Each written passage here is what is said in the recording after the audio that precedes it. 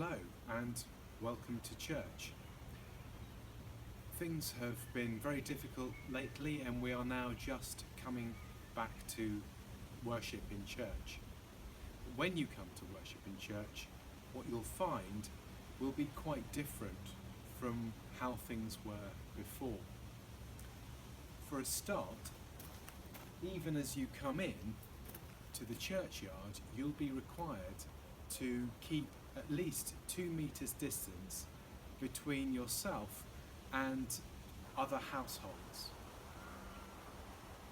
Let's go inside and find out what changes to expect there.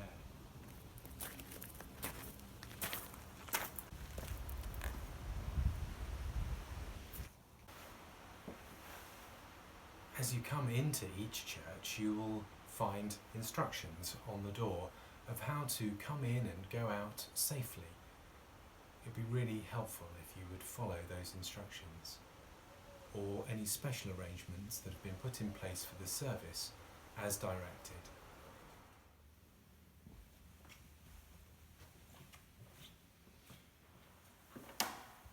The first thing that you'll come across will be the hand sanitizer, and we'd like everyone to wash their hands or sanitize their hands before coming any further into the church.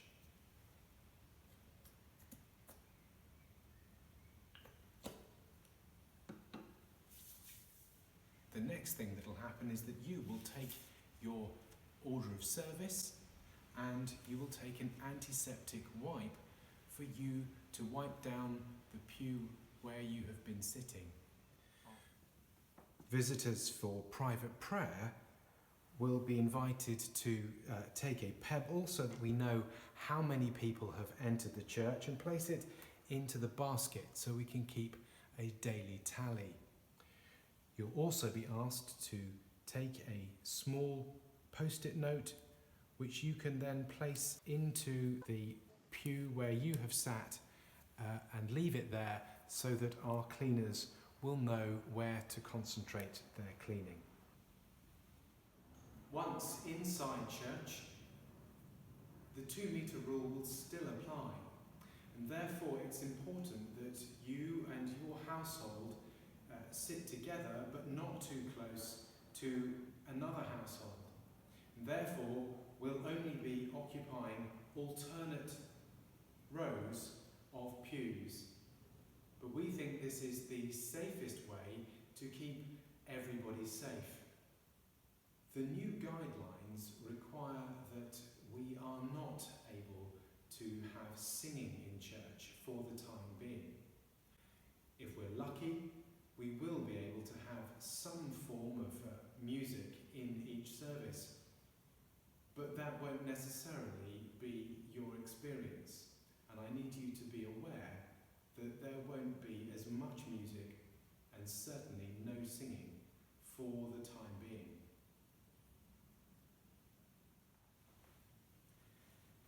When it comes to leading the service, I, or the person who is going to lead worship, will in all likelihood lead the entire service from the altar.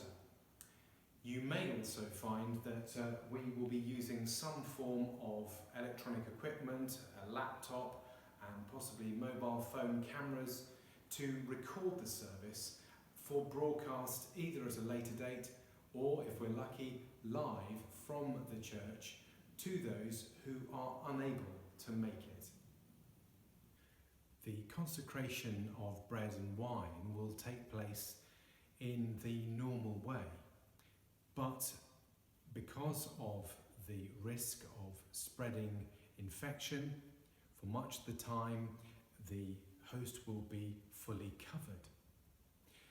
And when it actually comes to receiving communion, I'm afraid that you'll only be able to receive the bread, but not the wine.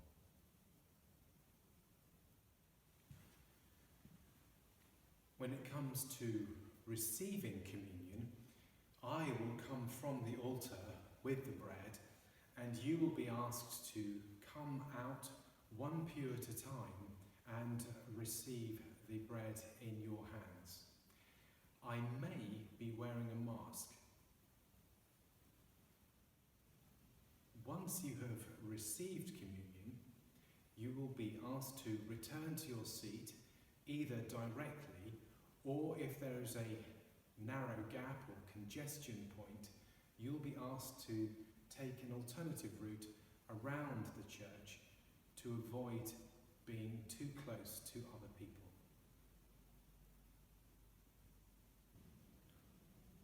When the service is over, we will ask you to take your antiseptic wipe,